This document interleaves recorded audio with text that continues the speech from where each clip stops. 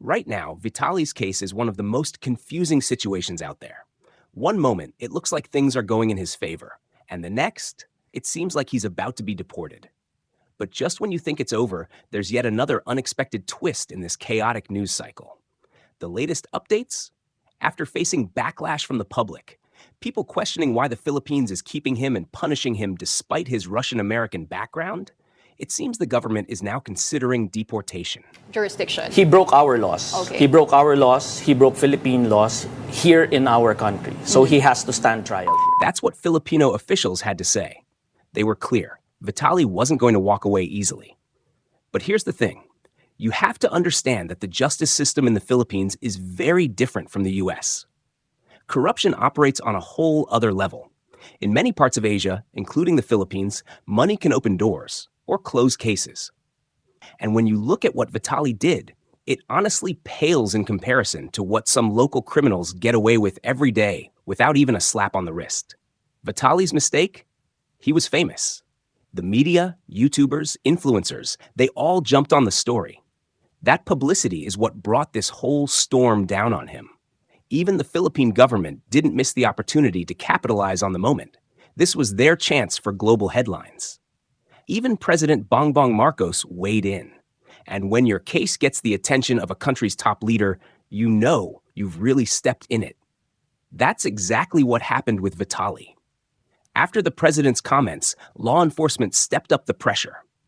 He was dragged into a press conference, and even there, Vitaly didn't seem to grasp the seriousness of the situation. He still seemed to believe that the Philippines was just another country that couldn't touch him. I mean, the guy doesn't even have much hair on his head, but he thought he was untouchable. He figured that since he holds a green card in the US and citizenship in Russia, two global powers, no smaller nation could possibly keep him locked up. And maybe that mindset came from experience. He's been arrested in several countries and deported quickly each time. Have you been to jail in other countries? Yeah. Where? Brazil, Russia, America. That's it. Which was the worst? Egypt. That was the worst 5 days of my life. This man's been in and out of jail around the world and walked out each time with barely a scratch. And then what does he do? Goes on podcasts, gives interviews, tells stories that rack up millions of views online. The media and content creators present him as a bold, wild entertainer who will do anything for a video. I got out of jail and every video hit 1 million views. So even the bad stuff turned into good. That's right. For Vitaly, jail time was just part of the content strategy. He literally said he was ready to get locked up again because it meant more views, more money, and more fame. And when he got out, he'd drop a video titled something like, "How I Got Arrested in the Philippines." That alone would pull in millions of views. With the hype from media and creators, those videos generated huge revenue, just from ads alone. And on top of that, brands knew Vitaly was trending. They wanted a piece of the spotlight. That meant even more money for him. So yes, his entire trip to the Philippines, it was part of a plan. But this time, it went terribly wrong. He never imagined that this country, unlike the others, might actually hold him accountable. Egypt, Brazil, even the US. He walked away from all of them. But not here. And here's where it got worse.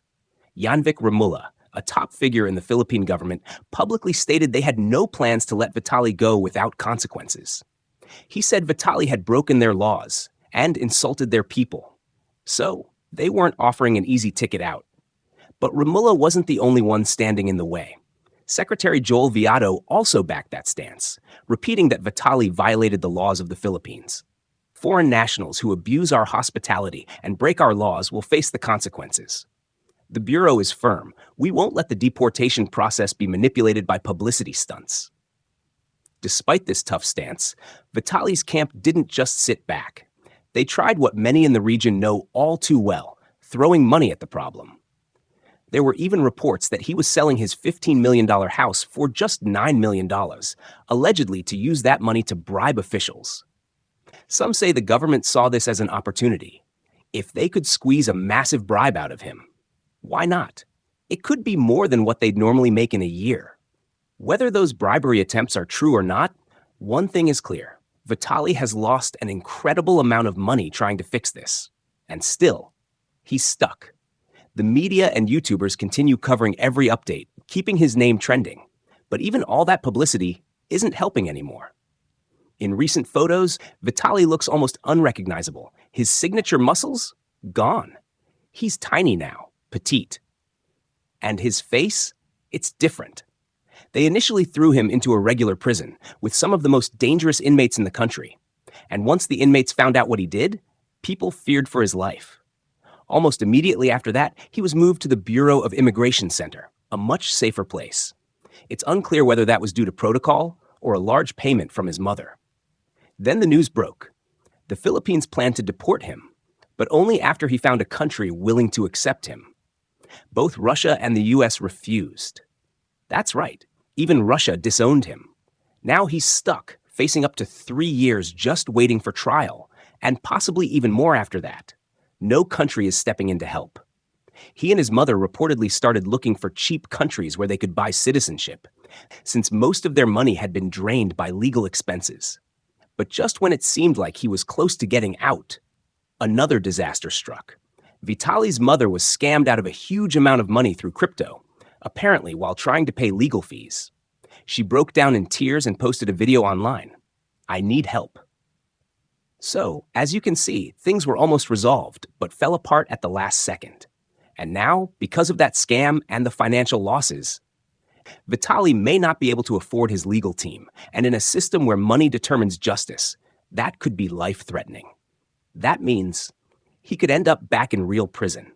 And if he does, without a strong legal team, without protection, and surrounded by inmates who know what he's done, there's a real chance Vitaly may not come out again. That's where things stand. He's running out of money. Legal help is slipping away. And once the cash runs dry, the danger skyrockets. So what do you think? Can the Philippines really hold Vitaly this time? Or will he somehow escape, like he always has, without facing real consequences?